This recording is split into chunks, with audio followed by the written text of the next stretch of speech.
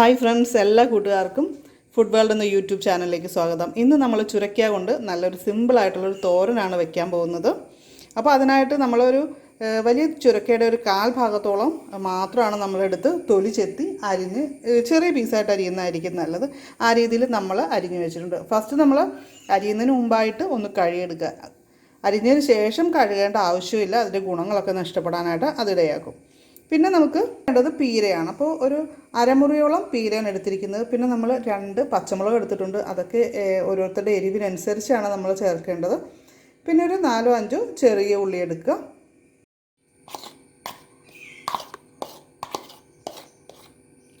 അപ്പോൾ നമ്മൾ പീരയും ഉള്ളിയും പച്ചമുളകും കൂടി ഒന്ന് അരച്ചെടുക്കാൻ പോവാണ്. നമ്മൾ ആ പീരയ്ക്ക് ആവശ്യമുള്ള അത്രയ്ക്ക് ഉപ്പിടുന്നുണ്ട്.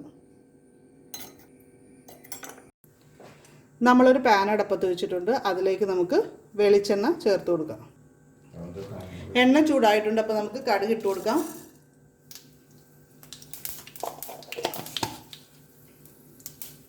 അതുപോലെ തന്നെ നമുക്ക് ഉണക്കമുളക്, ഞാനിവിടെ 3 എണ്ണമാണ് എടുത്തിരിക്കുന്നത്. കാര്യം എരിവിനനുസരിച്ച് വേണം അത് എടുക്കാനായിട്ട്. ഉണക്കമുളക് ഇട്ട് കൊടുക്കാം.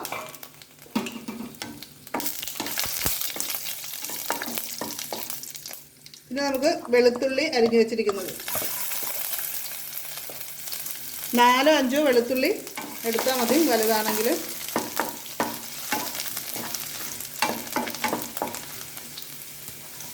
അതുപോലെ തന്നെ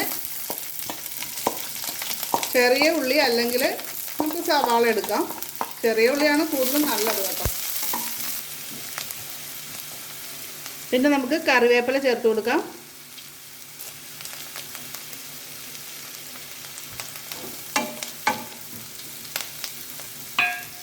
ഇനി നമ്മുടെ കറിക്ക് ആവശ്യത്തിനുള്ള മഞ്ഞൾപ്പൊടി ഇതിലേക്ക് ചേർത്ത് കൊടുക്കാം. ഇനി നമുക്ക് കട്ട് ചെയ്ത് വെച്ചിരിക്കുന്ന ചുരക്ക ഇട്ട് കൊടുക്കാം.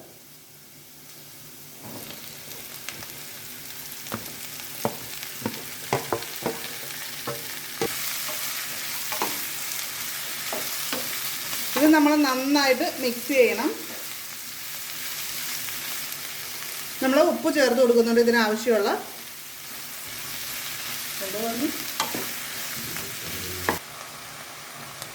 അപ്പോൾ നമുക്കിതിന് മൂടി വെച്ച് ഒരു 5 മിനിറ്റ് ഒന്ന് കുക്ക് ചെയ്യാം. അപ്പോൾ തീ ഒരു മീഡിയം ഫ്ലെയിമിൽ ഇട്ടാൽ മതി. ഒരുപാട് ഹൈ ഫ്ലെയിമിൽ ഇട്ട് കഴിഞ്ഞാൽ ഇതിൻ്റെ വെള്ളം വറ്റി പോകാനൊക്കെ ചാൻസ് ഉണ്ട്. ഇപ്പം 3 മിനിറ്റ് ആയിട്ടുണ്ട്. അപ്പം നമുക്കിതൊന്ന് ഇളക്കിയിടാം. ഇനി നമ്മൾ റെഡിയാക്കി വെച്ചിരിക്കുന്ന അരപ്പ് നമുക്കിതിലേക്ക് ചേർത്ത് കൊടുക്കാം.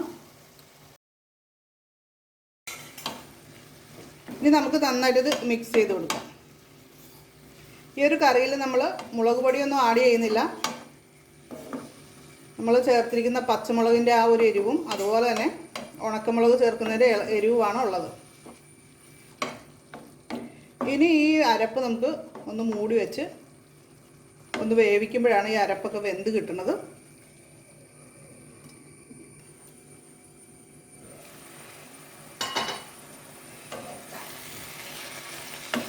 അപ്പം നമ്മൾ തുറന്നിതിൻ്റെ ഒന്ന് ഇളക്കിയിടുക. അതുപോലെ തന്നെ ഉപ്പ് എങ്ങനെയുണ്ടെന്ന് നോക്കണം. ഇപ്പം നമ്മുടെ ഉപ്പ് കുറവാണ്, അപ്പം ഞാൻ ഇത്തിരിയോടെ ഉപ്പ് ചേർക്കുന്നുണ്ട്. ഇനി നമ്മൾ നന്നായിട്ട് ഇളക്കി ഈ വെള്ളം നന്നായിട്ട് വറ്റിച്ച്, ചെറിയൊരു ജലാംശമൊക്കെ കാണും, അപ്പോൾ അതൊക്കെ ഒന്ന് വറ്റിച്ചെടുത്താൽ മതി. അപ്പോൾ നമ്മുടെ ചുരക്കയൊക്കെ വെന്തിട്ടുണ്ട്. ചുരക്കയൊക്കെ ഒരുപാട് വേവുള്ള സംഭവമൊന്നുമല്ല, അതുകൊണ്ട് തന്നെ വളരെ പെട്ടെന്ന് തന്നെ ഇതായി കിട്ടും. അപ്പോൾ ഞാനിപ്പോൾ ഹൈ ഫ്ലെയിമിൽ ഇട്ടിരിക്കുകയാണ്.